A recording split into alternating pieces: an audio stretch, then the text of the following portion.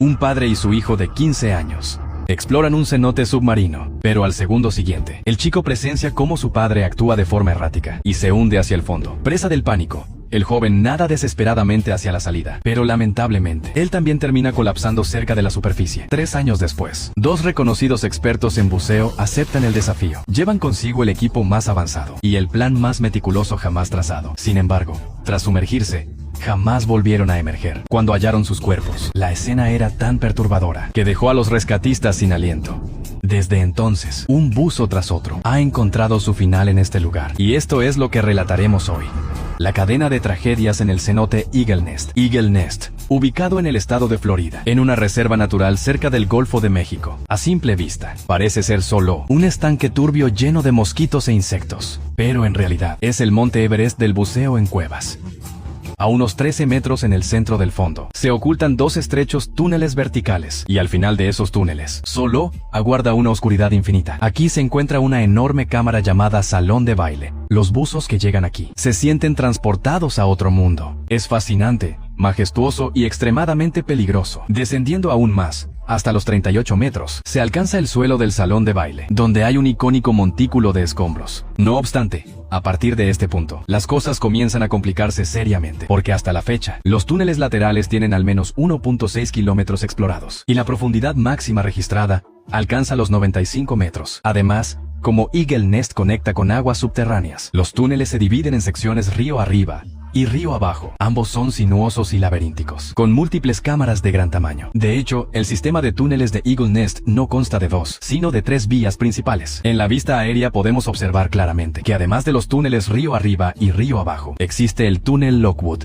Debido a la abundancia de túneles y la complejidad del entorno, actualmente, Eagle Nest cuenta con 13 muertes registradas oficialmente. Por ejemplo, en diciembre de 1981, en un solo día, 2 buzos perdieron la vida aquí. Ese día, un total de 5 personas acudieron a Eagle Nest, entre ellos Larry y Terry, quienes eran esposos. La pareja tenía unos 5 años de experiencia en buceo. Planeaban una exploración breve en el túnel derecho de Eagle Nest. Esa ruta ya la habían recorrido varias veces, pero el peligro suele esconderse en la familiaridad. Mientras se adentraban en las profundidades del túnel, Larry le preguntó por señas a su esposa, Terry, ¿cómo estaba? Terry le respondió con la señal de OK, y puso su mano sobre el tanque de su esposo. Sin embargo, poco después, Larry sintió que la mano de Terry se soltaba de repente. Cuando Larry se giró para mirar, encontró a Terry inmóvil, suspendida en el agua. El regulador de respiración se le había caído de la boca. Larry se dio la vuelta de inmediato, intentando colocarle el regulador a su esposa nuevamente, pero ella ya estaba completamente inconsciente. Y entre la resistencia del agua profunda y el pánico, él no pudo sostener a Terry. En medio de la desesperación, y con el aire agotándose, Larry no tuvo más remedio que soltar a su esposa y ascender solo para buscar ayuda. Cuando nadó de regreso cerca de la superficie, encontró a Jim Benz,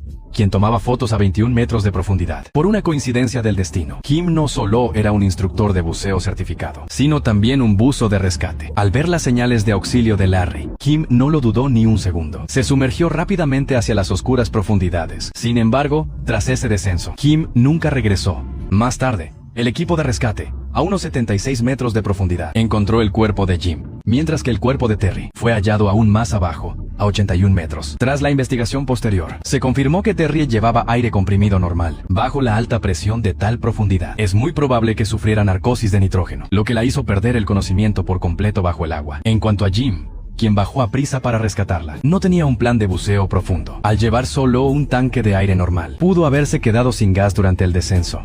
O quizás también sufrió de narcosis de nitrógeno. Lo más lamentable de todo es que los tanques dobles de Jim se quedaron en la orilla. Si los hubiera llevado consigo, el final tal vez habría sido distinto. Pero esta lección, pagada con vidas humanas, no fue tomada lo suficientemente en serio. 9 años después, una segunda tragedia ocurrió en Eagle Nest. El protagonista fue Brent Potts, de 29 años. Era instructor de buceo en aguas abiertas, pero tenía muy poca experiencia en el buceo de cuevas. Agosto de 1990, un equipo de 7 personas, incluido Brent, llegó al O-Sud. Esa mañana, en el salón de baile, Brent y su compañero Brown planearon bajar por el túnel inferior a unos 60 metros. Cabe mencionar que esta era la mayor profundidad que Brent había intentado en su carrera. Bajo la guía de su compañero Brown, ambos tardaron unos 7 minutos en alcanzar la profundidad objetivo. En ese momento, Brent comenzó a tomar fotos en el fondo, mientras Brown exploraba los alrededores. Sin embargo, cuando Brown volvió a mirar, se dio cuenta de golpe que Brent parecía estar inconsciente. Brown fue de inmediato a auxiliarlo, pero notó que tenía la mandíbula trabada y el regulador se le había caído hacía tiempo. Entonces Brown sujetó rápido a su compañero e intentó llevarlo a la superficie, pero debido a la profundidad y la compleja estructura de la cueva, el ascenso fue extremadamente difícil. Cuando salieron a la superficie 20 minutos después, Brent ya no presentaba signos vitales, y por el esfuerzo de rescatar a su amigo, al salir,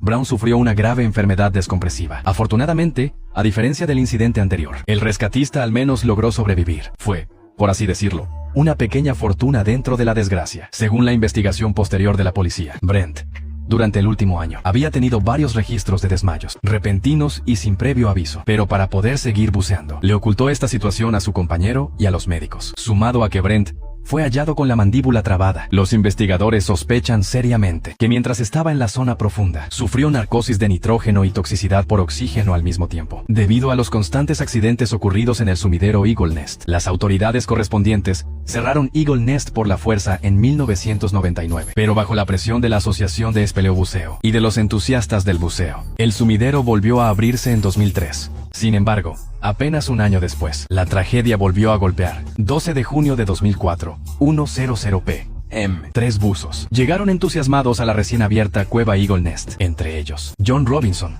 de 36 años, y Craig Simon, de 44. Ambos buzos eran experimentados y profesionales con certificación completa en buceo de cuevas. Su plan era que John y Craig descendieran, mientras el otro esperaba en la superficie como apoyo. Los dos pasarían 40 minutos explorando el túnel río abajo, incluyendo los procedimientos de descompresión para el ascenso. El tiempo total de buceo se estimó en 2 horas y media. Además, estaban equipados con propulsores y tanques de reserva para la descompresión. Al principio, todo marchaba sobre ruedas. Tras entrar en el estanque, atravesaron el túnel hasta llegar al enorme salón de baile y continuaron descendiendo por el lado izquierdo hasta alcanzar los 60 metros de profundidad. El terreno se estrechó de repente. A medida que el túnel se inclinaba más y más, los dos se adentraron en un paso estrecho, llamado el abismo. Luego llegaron a una cámara baja conocida como el bolsillo de John. En ese punto, ya estaban a 88 metros de profundidad. Después, la ruta comenzó a ascender. Frente a ellos había otra serie de cámaras y pasajes. Tras explorar una distancia mayor, se dieron cuenta de que les quedaba muy poco tiempo, así que dieron media vuelta para regresar por donde vinieron. Sin embargo,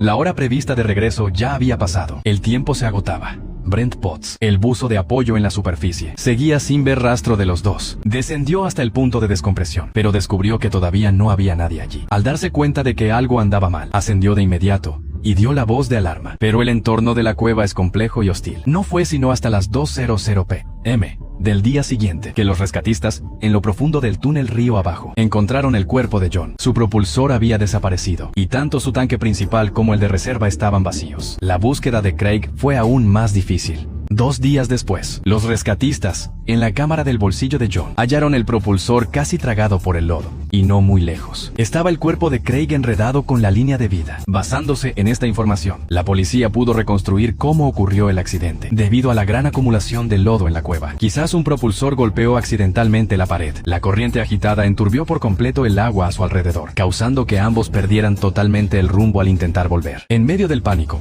es probable que John soltara primero su propulsor y lograra encontrar la línea de vida, pero cometió un error fatal. La dirección en la que avanzó siguiendo la cuerda no era hacia la salida, sino hacia lo más profundo de la cueva. Esto explica por qué su cuerpo fue hallado a mayor profundidad y con la cabeza aún orientada hacia la izquierda. Craig probablemente enfrentó un dilema similar, aunque su dirección de regreso era la correcta. Al llevar el propulsor dentro de una cámara tan estrecha, tuvo la mala suerte de enredarse con la cuerda y no pudo liberarse. En su lucha, su vida se extinguió junto con el aire de sus tanques, quedando ambos en el silencio de la oscuridad. Sin embargo, la tragedia en Eagle Nest no se detuvo ahí. 5 años después, en 2009, 2 buzos, Woodell y Snowden, viajaron a Florida para asistir a una exposición de equipos de buceo. Sabiendo que el famoso Eagle Nest estaba cerca, decidieron aprovechar la oportunidad para explorarlo. Aunque ambos tenían mucha experiencia en aguas abiertas, ninguno contaba con certificación de buceo en cuevas. Aún así, con una curiosidad y confianza desbordantes, se sumergieron en este complejo laberinto submarino. Como eligieron el canal río arriba, tuvieron que nadar contra la corriente, usando solo sus aletas. Finalmente llegaron a una zona amplia y sombría, la supercámara. Y fue justo aquí donde todo se salió de control de repente. Snowden recordó más tarde que Woodell se puso extremadamente agitado de la nada. Parecía que su equipo de respiración fallaba. Al ver esto, Snowden intentó más de una vez compartir su fuente de aire con su compañero, pero Woodell o negaba con la cabeza, o simplemente le apartaba la mano de un empujón. Woodell parecía sumido en un pánico irracional, rechazando cualquier tipo de ayuda. Poco después, Woodell perdió el conocimiento y se hundió lentamente hasta el fondo de la cámara. Snowden, aterrorizado, intentó rescatarlo, pero Woodell era de complexión robusta, sin un propulsor submarino. Arrastrarlo por los largos y sinuosos túneles de la cueva era prácticamente imposible. Así que Snowden no tuvo más remedio que nadar hacia la salida. Al salir a la superficie, llamó a emergencias. Posteriormente, recuperaron el cuerpo de Woodell, según los datos de su computadora y su equipo. Ambos usaban vibrators de circuito cerrado. La mezcla de gases Trimix en el tanque de diluyente no era la adecuada. A los 82 metros de profundidad, había demasiado oxígeno y muy poco helio. Esto no solo implicaba riesgo de narcosis de nitrógeno, sino también un altísimo riesgo de toxicidad por oxígeno. Basándose en el relato de Snowden, se puede deducir que, primero, la narcosis de nitrógeno hizo que Woodell se desesperara, rechazando la ayuda. Luego, la toxicidad por oxígeno le hizo perder el control motor. Finalmente, bajo ese estado de pánico, la acumulación de dióxido de carbono superó el límite de filtrado del rebreather, causando que Woodell se desmayara y se hundiera. Terminó perdiendo la vida en Eagle Nest. Y si creen que lo que hicieron estos dos fue arriesgado, lo que sigue fue una auténtica misión suicida. 24 de diciembre de 2013. Víspera de Navidad. Darrin, un padre de 35 años, le regaló 2 tanques de buceo nuevecitos a su hijo de 15 años. Dylan, emocionado, le prometió a su hijo: hijo, mañana en Navidad, iremos temprano a estrenar el equipo. Parecía una tierna aventura de padre e hijo. Pero el problema era que ninguno tenía experiencia en buceo de cuevas. Además, según reveló la abuela después, esa mañana Dylan en realidad no quería ir a bucear. Tal vez por no arruinarle la ilusión a su papá. Dylan nunca dijo lo que realmente pensaba. A las 10:30 de la mañana, Darrin le envió el último mensaje a su esposa, Holly. Poco después, padre e hijo se sumergieron en las profundidades de Eagle Nest. Ese mensaje se convirtió en un adiós eterno. Llegó la tarde. Holly no había recibido ninguna noticia. Preocupada, condujo hasta Eagle Nest, solo para encontrar que el auto de Darrin seguía ahí. Si el auto seguía ahí, significaba que aún no habían salido. Así que llamó de inmediato a los servicios de emergencia. En cuanto el equipo de rescate entró al salón de baile, encontraron el cuerpo de Dylan. Su chaleco hidrostático estaba inflado y su cuerpo flotaba en el agua. El cuerpo de su padre, Darrin, fue hallado en el fondo del salón de baile. Los tanques de ambos estaban completamente vacíos. Los manómetros de padre e hijo indicaban que habían descendido a una profundidad de unos 70 metros, considerando que usaban tanques de aire comprimido normal. Esto fue sin duda una operación extremadamente peligrosa. Quizás no planeaban una inmersión profunda y prolongada, pero una vez que superas los 30 metros, el aire normal que inhalas te sumerge en una narcosis de nitrógeno cada vez más fuerte. En ese estado de embriaguez, ambos perdieron la noción del tiempo. Para cuando reaccionaron, apenas les quedaba gas.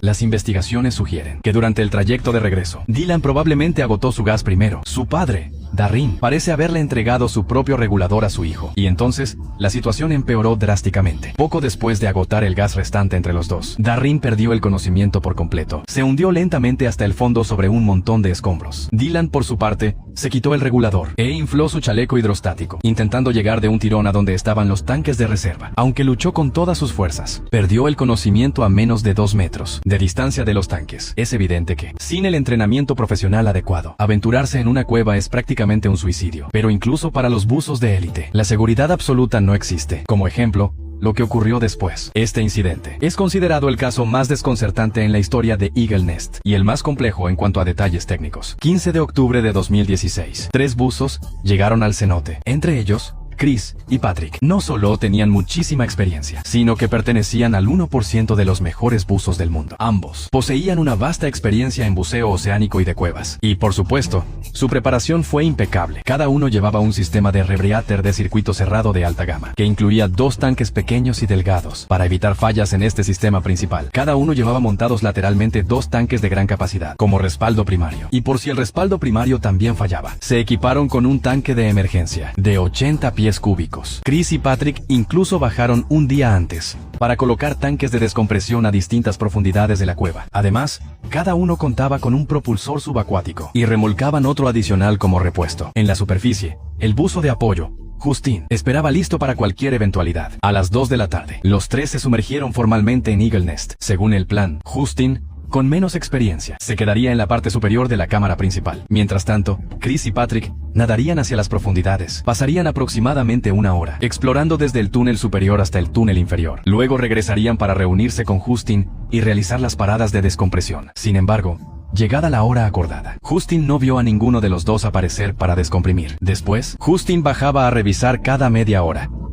Pero esto continuó hasta las 6:00 y seguía sin haber rastro de sus compañeros. Al darse cuenta de que la situación era grave, llamó de inmediato a emergencias para pedir ayuda. A las 11:00 de esa noche, el primer equipo de rescate se sumergió en las oscuras aguas. Encontraron los tanques de reserva, que Chris y su compañero habían colocado con antelación, pero no había señales de que hubieran sido utilizados. Luego, el equipo de rescate buscó primero en el túnel río arriba, pero no hallaron nada. Continuaron la búsqueda por el túnel Lockwood, nuevamente sin éxito alguno. A las 3:45 a.m., el segundo equipo de rescate se dirigió río abajo, y pronto, sobre el estrecho pasaje llamado el Abismo, encontraron los cuerpos de ambos, pero la escena que tenían ante sus ojos dejó incluso a los expertos en buceo más experimentados completamente desconcertados. Primero, Chris parecía llevar puesto su rebreather con normalidad, pero sus dos tanques principales de reserva estaban vacíos, y la manguera de respiración estaba arrancada y expuesta. Un propulsor averiado yacía en el fondo. Sin embargo, lo más inquietante era lo de Patrick. El rebreather que llevaba y todos sus tanques habían desaparecido por completo. Solo llevaba puesto el traje seco, la máscara y las aletas. Al tener flotabilidad positiva, estaba flotando contra el techo de la cueva. No muy lejos, había un equipo de tanques de emergencia sin usar. Y lo que era aún más extraño, el resto del equipo de ambos fue hallado a mayor profundidad, en la sala de los sueños. Para ser exactos, estaba en la sala de los sueños, justo en la entrada del estrecho túnel hacia el espacio de la revelación. El espacio de la revelación no se exploró por primera vez sino hasta 2012. Al ser un descubrimiento reciente, no figuraba en la mayoría de los mapas de Eagle Nest. Los otros dos propulsores de la pareja, así como el rebreather de Patrick, fueron abandonados en la entrada de dicho espacio.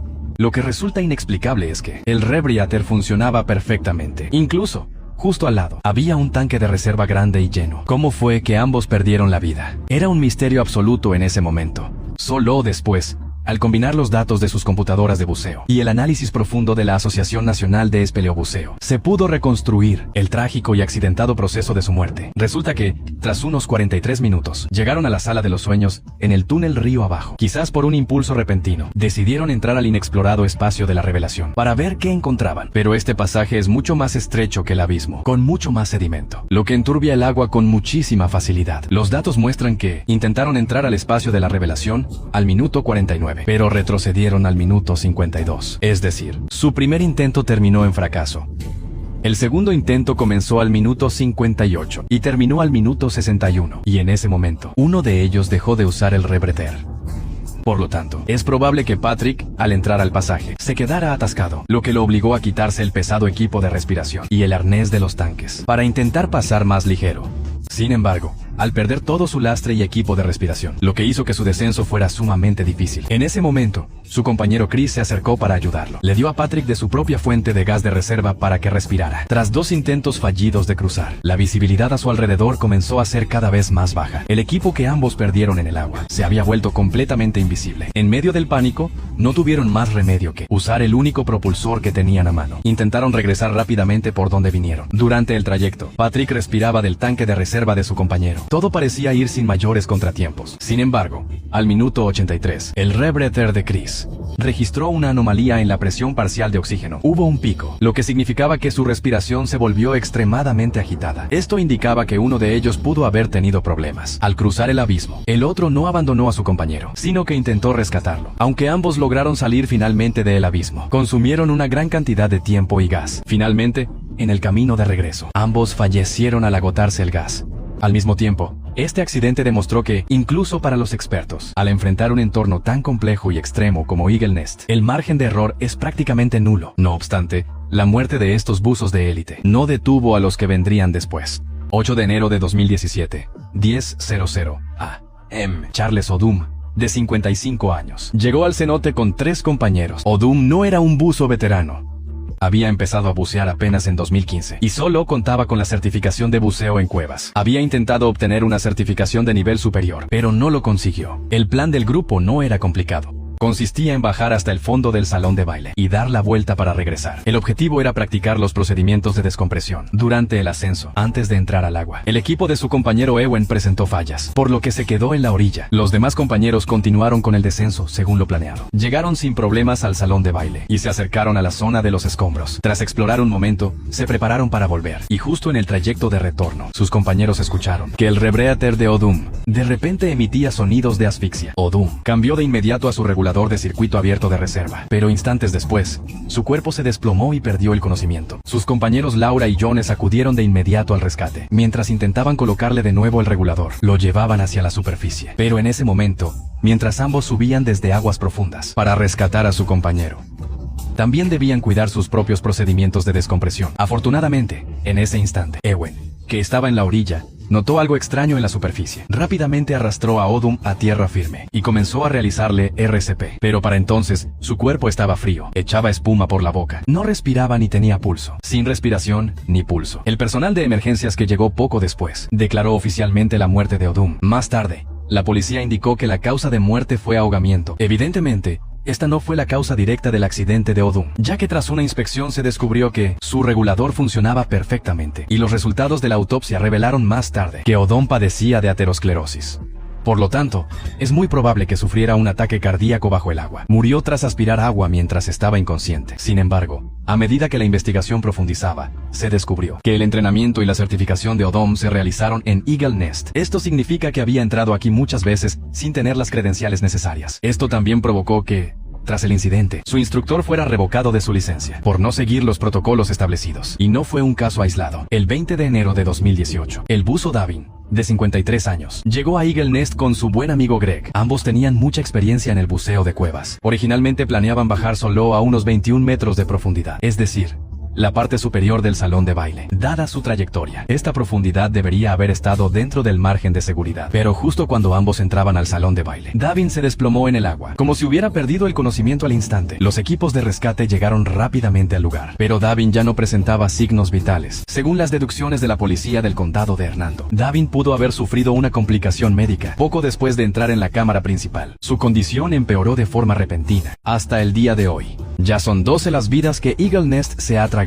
Y el 18 de julio de 2018, esta cifra volvió a aumentar. Alrededor de las 3 de la tarde, Sayed, de solo 20 años, y otros 5 compañeros llegaron al cenote Eagle Nest. Este grupo de jóvenes, llenos de vitalidad y amantes de la aventura, estuvieron practicando apnea durante varias horas ese día. Este tipo de buceo se realiza sin tanques de oxígeno, dependiendo únicamente de una sola bocanada de aire, solo aguantando la respiración en cada inmersión. Es una prueba extrema para los límites físicos y mentales. El punto de inflexión ocurrió justo antes de la última inmersión. Sayed le dijo a sus compañeros que quería desafiar su límite de apnea una vez más. Por seguridad, entró al agua junto a su compañero Jacob Fernández. Ambos llegaron al salón de baile tras cruzar un pasaje estrecho. Al alcanzar una profundidad de unos 24 metros, Jacob regresó primero a la superficie por falta de aire. Sin embargo, la profundidad máxima que alcanzó Sayed es un misterio. Lo único seguro es que nunca regresó.